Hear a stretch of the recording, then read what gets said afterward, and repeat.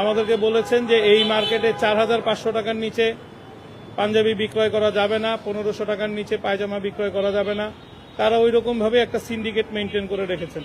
বিভিন্ন সময় তারা বিভিন্নভাবে দলবল নিয়ে মব সৃষ্টি করে আমাদের দোকানের উপরে আক্রমণ করেছেন।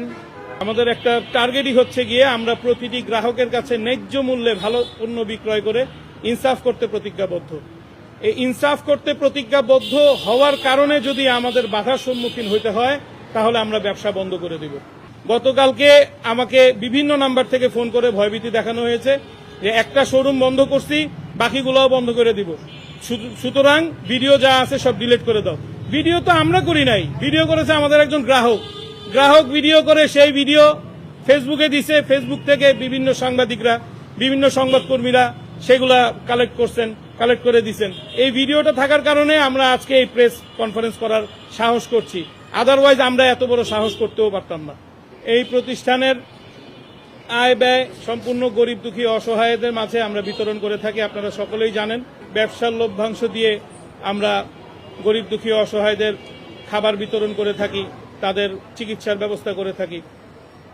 তারপর থেকে আমরা সবসময় মিডিয়ার আড়ালেই থেকেছি, কখনোই ফ্ল্যাশ হয়ে সামনে আসি নাই। তো আমরা ন্যায্য মূল্যে পণ্য বিক্রি করার যে প্রতিজ্ঞা, সেই প্রতিজ্ঞায় অটল থেকেই আমাদের ব্যবসা আমরা চালিয়ে যাচ্ছি। আমরা 300 টাকায় পাঞ্জাবি বিক্রি করি, 300 টাকায় পাজামা বিক্রি করি। এই ছাড়াও আমাদের বিভিন্ন মূল্যের প্রোডাক্ট আছে যেটা বাজার মূল্যের চেয়ে অনেক কম, কারণ আমাদের প্রোডাকশন কস্ট কম। আমাদের কোম্পানিতে বিভিন্ন প্রকার প্রতিবন্ধীরা কাজ করেন, বিভিন্ন প্রকার হিজলা সম্প্রদায়ের লোক কাজ করেন, বিভিন্ন প্রকার মাদকাসক্ত ছিলেন পূর্বে, এখন ভালো হয়ে কাজ করছেন। তো তাদের কাছ থেকে আমি যেই রকম ভালোবাসা এবং কাজ পাচ্ছি, আমার সিস্টেম লস নাই, আমার প্রোডাক্টের কস্টিং প্রাইস কম, এবং আমাদের প্রতিষ্ঠান যেহেতু গরিব দুঃখী অসহায়দের মাঝে মুনাফা বন্টন করে, সেই ক্ষেত্রে আমাদের যারা সাপ্লায়ার আছে তারাও আমাদেরকে সুলভ মূল্যে প্রোডাক্ট দিয়ে থাকে।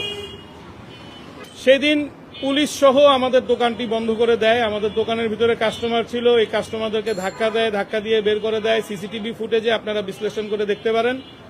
আমাদের গ্রাহক সংখ্যা বেশি আসার কারণে পুলিশ বন্ধ করে এই গেটের সামনে পুলিশগুলো দাঁড়াইছিল এবং আমাদের সারাদিনের ব্যবসা বন্ধ করে দেয়। ব্যবসা আমাদের যতটুকু বন্ধ করছে তার চেয়ে বেশি আমাদের দুঃখ হচ্ছে এই সাধারণ যেই গ্রাহক আমাদের আছেন সবাই মধ্যবিত্ত, এই মধ্যবিত্তরা এই ঈদের কেনাকাটা করতে পারে নাই। আমরা প্রতিনিয়তই আমাদের পণ্যের দাম সুলভ মূল্যই রাখি। আমাদের একটা আজকে আপনাদের মাধ্যমে আমি সরকারকে জানাতে চাই, আমরা অনেক বাধা উপেক্ষা করে ব্যবসা পরিচালনা করে আসছি।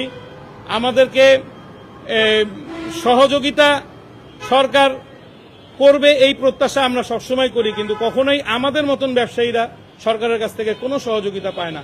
সহযোগিতা পায় সিন্ডিকেটরা, সহযোগিতা পায় বড় বড় ব্যবসায়ীরা যারা বিশাল বড় অঙ্কের লোন নেয় ব্যাংক থেকে লোন নিয়ে তারা ঋণ খেলাপি হয়, তারা বিভিন্ন ধরনের সহযোগিতা পেয়ে থাকে, কিন্তু আমরা কখনো সহযোগিতা পাই না। আমাদের মতো ব্যবসায়ীরা সবসময় মানুষের কাছে আমরা নিপীড়িত, নির্যাতিত, নিকৃষ্ট প্রাণী হিসেবে থাকি। আমরা জনগণের জন্য যদি কিছু করতে চাই সেই ক্ষেত্রে আমাদেরকে একটা ভয় ভীতি দেখানো হয়।